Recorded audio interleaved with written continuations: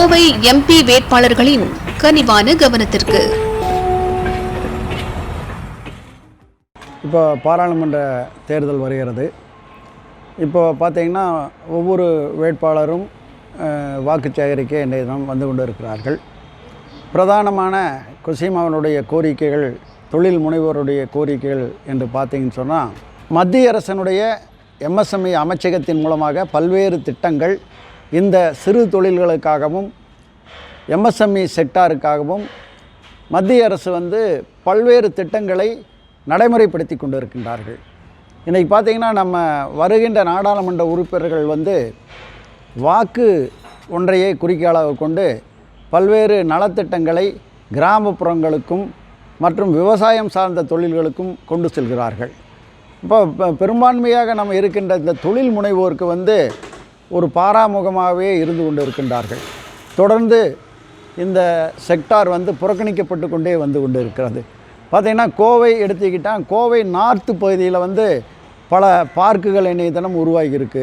தெற்கு பகுதியில் வந்து நாம் கொசிமா இண்டஸ்ட்ரியல் பார்க்குன்னு ஒன்று உருவாக்கியிருக்கிறோம். கிணத்துக்கடவு பக்கம் சுலவம்பாளையம் கிராமத்தில் 42 ஏக்கராவில். அங்கே நிறைய திட்டங்களை வருகின்ற நாடாளுமன்ற உறுப்பினர்கள் கொண்டு வர வேண்டும். பார்த்திங்கன்னா ஒரு மெட்டீரியல் டெஸ்ட் லேபு, அதை போலவே ட்ரைனிங் சென்டர், அதாவது இதெல்லாம் வந்து MSMEயினுடைய மத்திய அரசனுடைய அந்த அமைச்சகத்தின் கீழே வருகின்ற திட்டங்கள். இந்த திட்டங்கள் முழுமையாக வந்து எங்களை போன்ற தொழில் முனைவோருக்கு சேருவதில்லை. அந்த ஜாப் ஆர்டர் பண்ணுறவங்களுக்கு 5% வரி விதிப்பு செஞ்சோம்னா நல்லா இருக்கும்னு நாங்கள் நினைக்கிறோம்.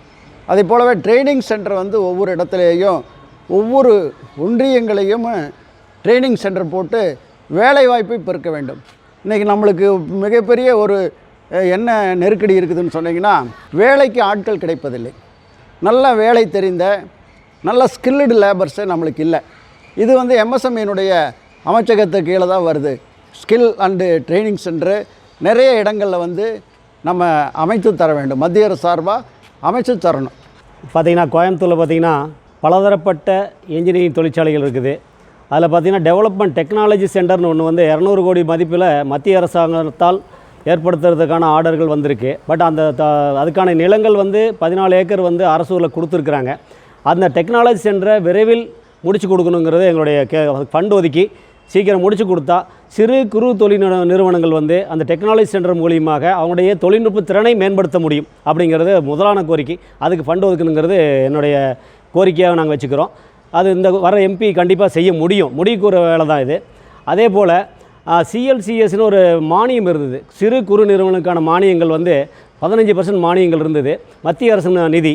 அது பார்த்திங்கன்னா நிறுத்திட்டாங்க. கிட்டத்தட்ட ஒரு 4 வருஷமாக நிறுத்திட்டாங்க. அது யாருக்குமே வரல. அது 25% உயர்த்தி கொடுத்தாங்கன்னா இன்னும் தொழில் வளர்ச்சி ஏற்படும். நம்ம கோயம்புத்தூர் தொழில் முனைவோர் மட்டுமல்லாது ஆல் இந்தியாவில் இருக்கிற அனைத்து தொழில் முனைவோர்களுக்கும் அது உபயோகமாக இருக்குன்னு அது ஒரு கோரிக்கையை நாங்கள் கேட்டுக்கிறோம்.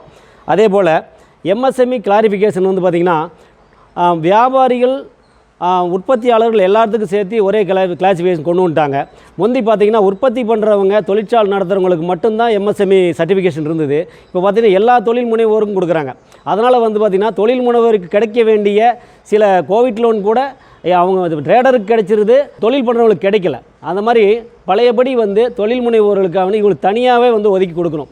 MSMEன்னு சொல்லி உற்பத்தி சார்ந்த தொழிற்சாலைகளுக்கு கொடுக்கணுங்கிறது கேட்டுக்கிறோம். அதே போல் மெட்ரோ ரயில் திட்டம் கோயம்புத்தூருக்கு வந்ததுன்னா இன்னும் கொஞ்சம் இருக்கிற நகரில் இருக்கிற போக்குவரத்து கொஞ்சம் ஃப்ரீ ஆயிரும். தொழில் முனைவோர்களுக்கு வந்து நம்ம வேலையாட்கள் வந்து போகிறதுக்கும், அதே சமயம் வெளிநாட்டிலிருந்து வர தொழில் அதாவது உற்பத்தி சார்ந்து வாங்க வரவங்களுக்கும் ஒரு யூஸ்ஃபுல்லாக இருக்கும். அதே போல் நம்ம கோவையின் தெற்கே இருக்கிற LNT பைபாஸ் அது ஒரு பெரிய ட்ராபேக்காக இருக்குது. LNT பைபாஸில் பார்த்திங்கன்னா தினம் விபத்துகள் நடக்குது. இப்போ நம்ம இண்டஸ்ட்ரியிலிருந்து போயிட்டு வர்றது எல்லாமே வந்து ரொம்ப சிரமமான காரியமாக இருக்குது. கோயம்புத்தூருக்கு இந்த சிட்கோ தொழிற்பேட்டை தெற்கு பகுதிக்கு பார்த்திங்கன்னா ஒரு ரீச்சபிள் அதே ஒரே ரோடு தான். அந்த ரோடு வந்து பயங்கர டிராஃபிக்காக இருக்குது. அதை வந்து மத்திய அரசு எடுத்து ரோடை அகலப்படுத்தி கொடுக்கணும்னு கேட்டுக்கிறோம். அதே போல் NPA அதாவது நான் பர்ஃபார்மன்ஸ் ஆக்ட்னு சொல்லுவாங்க, அசட்னு சொல்லுவாங்க. அதை 90 நாளாக இருக்கிறது 180 நாள் நாங்கள் பல வருஷமாக கேட்டுட்ருக்கோம். அதை வந்து செஞ்சு கொடுத்தாங்கன்னா அந்த சிறு நிறுவனங்களுக்கு பயன்படுன்னு கேட்டுக்கிறோம்.